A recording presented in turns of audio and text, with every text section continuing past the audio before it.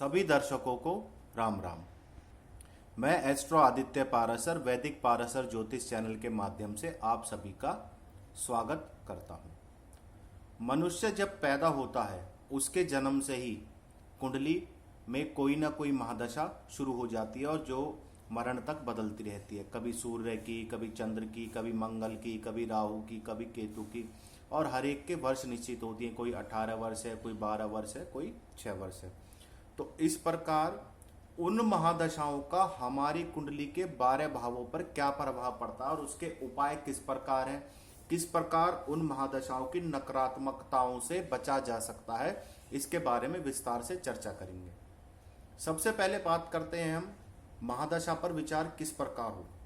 मान लीजिए किसी व्यक्ति की गुरु ग्रह की महादशा चल रही है।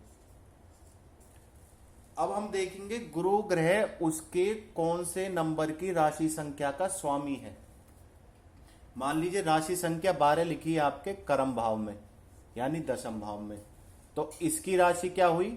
मीन। और मीन राशि का स्वामी कौन हुआ? गुरु। तो व्यक्ति की जो वर्तमान में महादशा चल रही होगी उसका प्रभाव उसके कर्म भाव में देखने को मिलेगा, कर्मेश के अनुसार मिलेगा। लग्नेश कोई भी ग्रह हो सकता है, कर्मेश कोई भी ग्रह हो सकता है, भाग्येश कोई भी ग्रह हो सकता है। जिस नंबर की राशि संख्या आपके कुंडली के 12 भावों में लिखी होगी उस राशि का स्वामी उस भाव का स्वामी कहलाता है।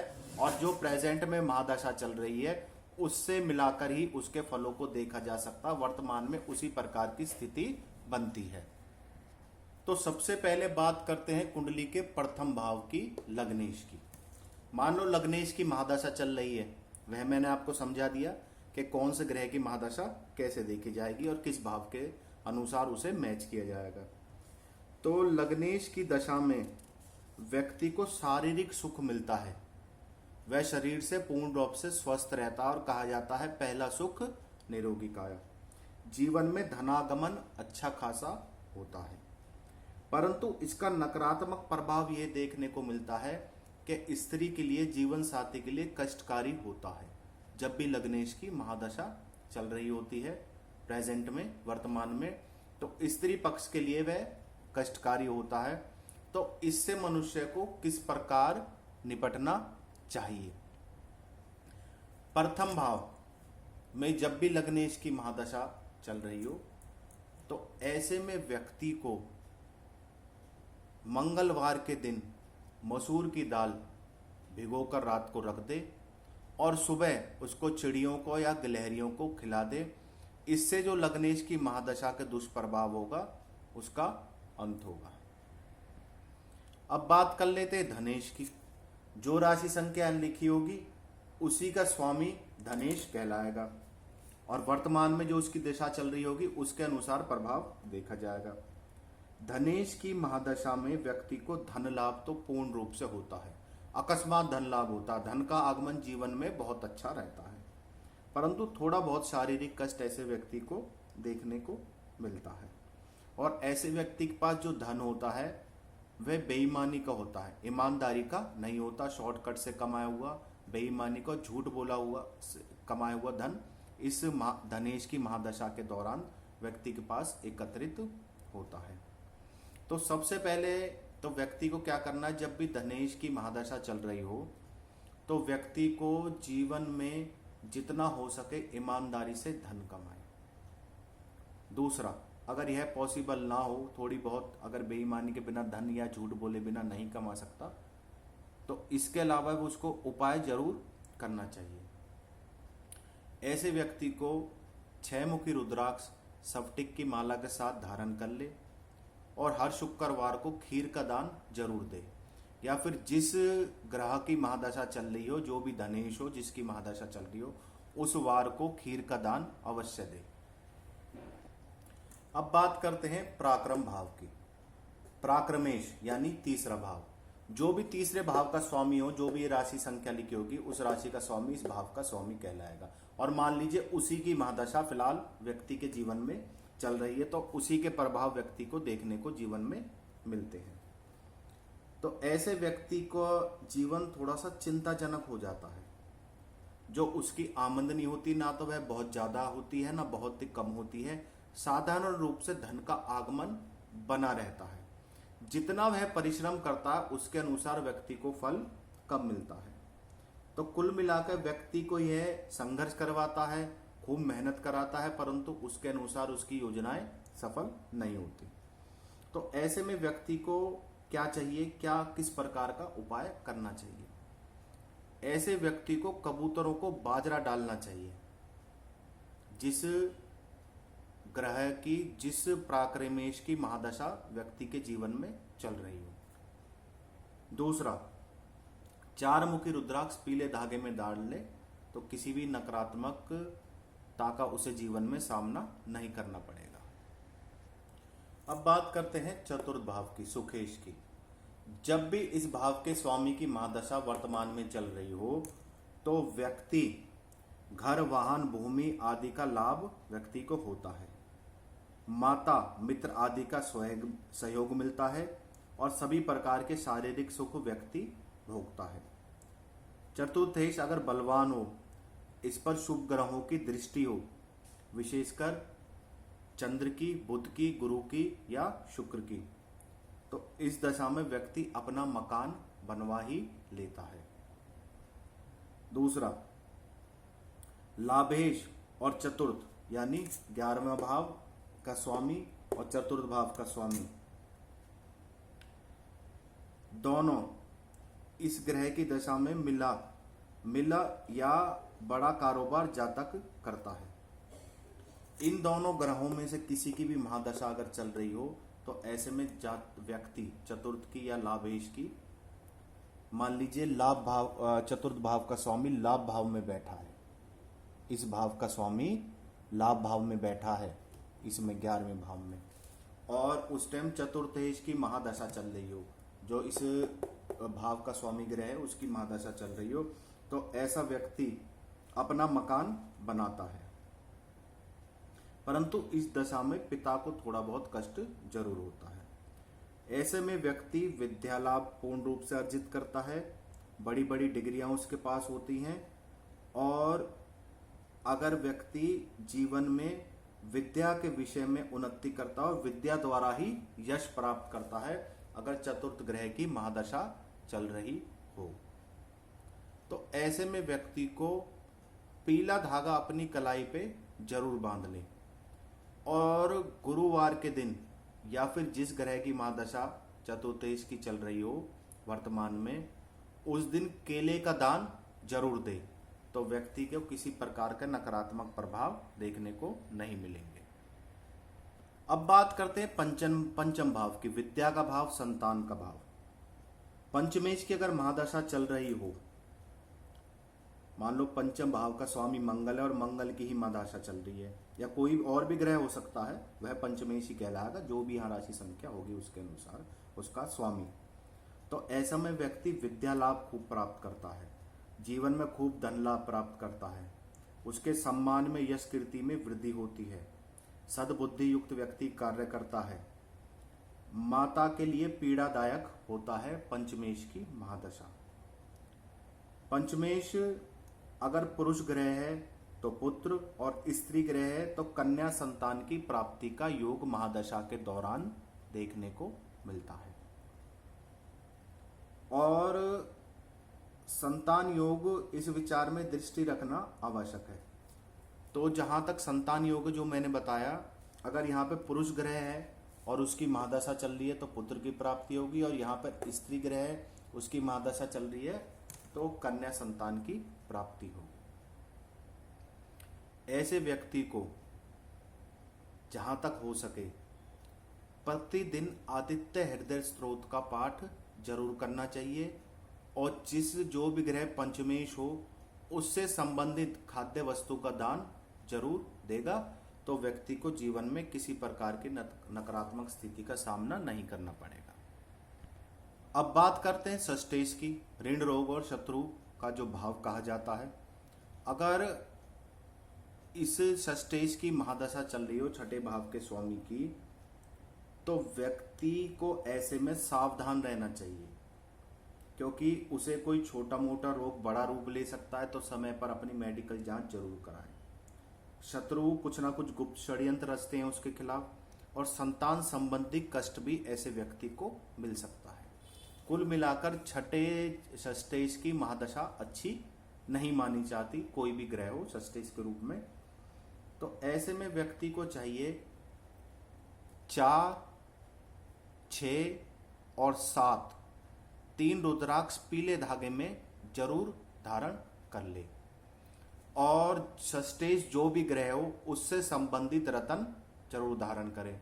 मंगल हो तो ऐसे व्यक्ति को मूंगा धारण करना चाहिए, बुध हो षष्ठेश तो पन्ना धारण करना चाहिए, गुरु हो तो पुखराज। जो भी ग्रह यहाँ पे षष्ठेश हो, चाहे बैठा किसी भाव में हो, उससे संबंधित रत्न व्यक्ति को जरूर धारण करना चाहिए, और उससे संबंधित वस्तु का दान अवश्य देना चाहिए। जो भी सप्तम भाव का स्वामी है, जो भी सप्तमेश है, चाहे वो ग्रह किसी भी भाव में बैठा हो, परंतु सप्तमेश जो भी राशि संख्या होगी यहाँ पर लिखी होगी वही कहलाएगा। अगर वर्तमान में उसकी महादशा चल रही है तो ऐसे व्यक्ति को आर्थिक कष्ट का सामना करना पड़ता है, शारीरिक कष्ट के साथ, और साथ में उसके कार्यों में रुकावट आती है। और अगर यहाँ पर कोई शुभ ग्रह हो तो व्यक्ति सभी प्रकार की नकारात्मकताओं से 80% तक बचाव होता है। थोड़ा बहुत ही कष्ट व्यक्ति को देखने को मिलता है। और इस सप्तमेश की महादशा के दौरान स्त्री सुख भी कम मिलता है, जीवन साथी के बीमार होने के और कष्टदायक स्थिति होने की संभावना होती है। तो ऐसे व्यक्ति को 7 मुखी रुद्राक्ष जरूर धारण करना चाहिए। और जो भी यहाँ ग्रह हो, जो भी सप्तमेश हो, जो भी इस राशि का स्वामी हो, उससे संबंधित बीज मंत्र का उच्चारण प्रतिदिन घर पे निकलने से पहले करे, तो वह महादशा उस व्यक्ति का कुछ नहीं बिगाड़ सकती।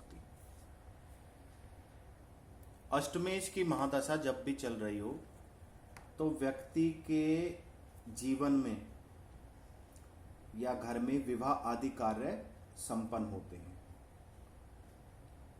और अष्टमेश की महादशा में व्यक्ति को किसी न किसी प्रकार का गंभीर रोग होने की संभावना पूर्ण रूप से बनी रहती है, और किसी अपने की कष्ट या मृत्यु होने की संभावना होती है।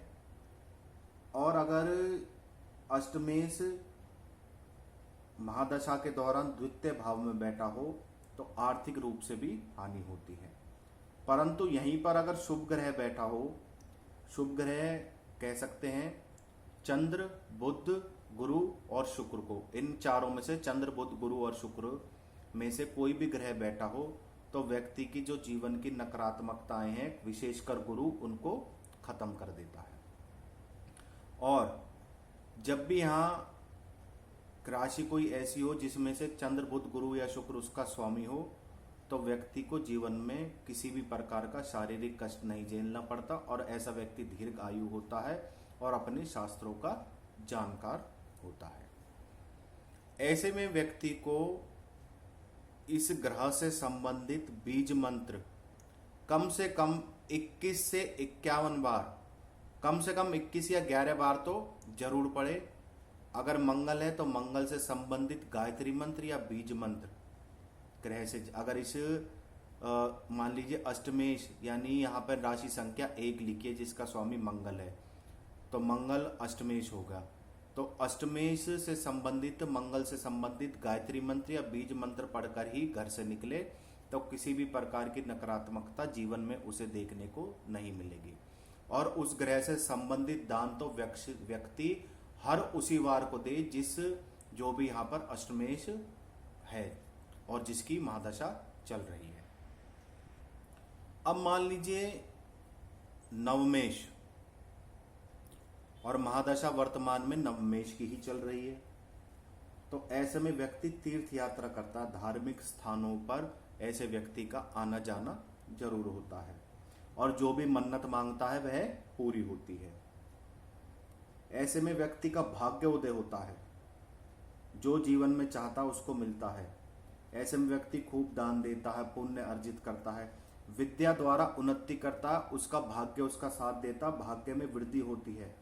व्यक्ति जीवन में इतना सम्मान पाता है नवमेष की महादशा के दौरान जितना उनने सोचा भी ना हो। राज्य से लाभ अर्थात राजनीति से, सरकारी कार्यों से व्यक्ति को लाभ होता है। जमीन संबंधित कोई जमीन उसकी महंगी बिकती है, वसीयत से या ससुराल पक्ष से जरूर फायदा होता है। किसी महान कार्य की सफलता प्राप्त करने का श्रेय भी ऐसे व्यक्ति को ही प्राप्त होता है जब भाग्येश की महादशा चल रही होती है। भाग्येश की दशा महादशा अपने आप में ही परम सुखकारी है। तो इसमें अगर व्यक्ति चाहे तो जो भी भाग्येश हो, जो भी ग्रह हो, जिसकी महादशा चल रही हो, उससे संबंधित दान उसी वार को दे दे तो जीवन में कभी कष्ट नहीं होगा। वैसे तो सिर्फ यह मैंने इस वजह से बताया कि कोई छोटी मोटी बीमारी या नकारात्मकता का सामना ना करना पड़े, परंतु 90% जब भी भाग्येश की महादशा चल रही होती है व्यक्ति को कष्ट कम ही होता है, कष्ट होता ही नहीं है। दशमेश की महादशा चल रही हो वर्तमान में तो कहने ही क्या, जीवन में व्यक्ति उन्नति करता है, राज्य सरकार द्वारा सम्मान प्राप्त होता है, अभूतपूर्व धन लाभ होता है, सभी प्रकार के सुख और लग्जरियस लाइफ जीवन में व्यक्ति को देखने को मिलती है। उसके मान सम्मान में और यश कीर्ति में वृद्धि होती है। संतान और पत्नी उसके योग्य होते हैं। जिस काम में पैसा लगाता है उसी का उसको फल मिलता है, उसी में उसको लाभ मिलता है। जीवन में धन का आगमन बड़ा सुचारू रूप से होता है, जितना उसने सोचा भी नहीं उससे अधिक उसे जीवन में लाभ प्राप्त होता है। परंतु यह तो मैंने इसके आपको दशमेश की महादशा के फायदे गिनवाए, परंतु एक छोटा सा कष्ट ऐसे देखने को मिलता है कि माता का स्वास्थ्य खराब होता है जब भी दशमेश की महादशा चल रही होती है। तो ऐसे व्यक्ति को, जिससे उसकी माता का स्वास्थ्य सही रहे, हर शनिवार को अपनी माता के हाथ से घी का दिया पीपल के पेड़ के नीचे या फिर बरगद के पेड़ के नीचे जरूर जलवा दे, जिससे उनके शारीरिक कष्ट से उनको मुक्ति मिले। या फिर शिवलिंग के आगे, महादेव के आगे प्रतिदिन प्रत्येक सोमवार को और शनिवार को अपने माता का हाथ से दिया लगवाकर जरूर जलवा दे, प्रज्वलित करवा दे मंदिर में, तो उसका माता जो नकारात्मक चीज है दशमेश की वह खत्म होगी और माता का स्वास्थ्य ठीक रहेगा। अब बात कर लेते हैं लाभ भाव की। लाभेश की महादशा चल रही हो वर्तमान में तो व्यक्ति जीवन में बहुत ख्याति प्राप्त करता है। जिस भी व्यापार में हाथ डालता है प्रचुर रूप से लाभ प्राप्त करता है, परंतु पिता के लिए कष्टकारी होता है। पिता की अकस्मात मृत्यु या फिर कोई गंभीर रोग हो सकता है। यह दशा कुल मिलाकर साधारणतः शुभ फल ही प्रदान करती है, परंतु पिता के लिए अच्छी नहीं मानी जाती। एकादश पर किसी क्रूर ग्रह की दृष्टि हो तो व्यक्ति को थोड़ा बहुत शारीरिक कष्ट हो सकता है, परंतु कुल मिलाकर लाभेश की अगर महादशा चल रही हो वर्तमान में तो व्यक्ति पीछे मुड़कर नहीं देखता। उसकी सोर्स ऑफ इनकम और धन का आगमन ऐसे समय में बहुत अच्छा होता है। जिस भी ग्रह की महादशा चल रही हो उससे संबंधित व्यक्ति खान पान का दान उसी वार को, मान लीजिए मंगल की चल रही है, अगर लाभेश मंगल है तो मंगलवार के दिन लाल वस्तु का दान दे। लाभेश अगर शुक्र है तो खीर का दान दे। इसी प्रकार जिस ग्रह से संबंधित जो भी दान होते हैं वह व्यक्ति को लाभेश के अनुसार देना चाहिए, तो लाभेश के नकारात्मक प्रभाव खत्म हो जाते हैं। अब हम बात करते हैं आपके द्वादश की। जब भी द्वादश भाव द्वादश की दशा वर्तमान में चल रही हो तो यह अच्छी नहीं मानी जा सकती। इसमें रिश्तेदारों से और अपने सगे संबंधियों से मनमुटाव होता है। व्यक्ति के अकस्मात खर्चे जीवन में आ जाते हैं, कष्ट खर्चे बहुत होते हैं, धन हानि होती है। आर्थिक रूप से सफल नहीं होता, जहां भी देखे चारों तरफ से उसको नाकामी का सामना करना पड़ता है। यही इस भाव का द्वादेश की वर्तमान दशा का सत्य है, चाहे वह दशा के दौरान कभी भी उसको यह सब देखना पड़े, चाहे वर्षफल के लिए चाहे 2 वर्ष के लिए, परंतु यह सब जरूर उसको देखने को मिलेगा। तो व्यक्ति को 5 मुखी रुद्राक्ष की माला से महामृत्युंजय जाप सोमवार या गुरुवार को जरूर करना चाहिए, तो किसी भी प्रकार का कष्ट उसे जीवन में देखने को नहीं मिलेगा और व्यक्ति को जीवन भर लाभ होता रहेगा। यह बताई मैंने आपको, जिस भी ग्रह की दशा चल रही हो वह देखिए लाभेश है, लग्नेश है, वर्तमान में भाग्येश है, अष्टमेश है, षष्ठेश है, कौन सा ग्रह है जिसकी वर्तमान में महादशा चल रही है, उसी प्रकार के फल आपको देखने को मिलते हैं। और मैंने उपायों का भी आपके सामने वर्णन कराया है। अगर व्यक्ति उन उपायों का पालन करेगा तो किसी भी प्रकार की नकारात्मकता आपको देखने को नहीं मिलेगी।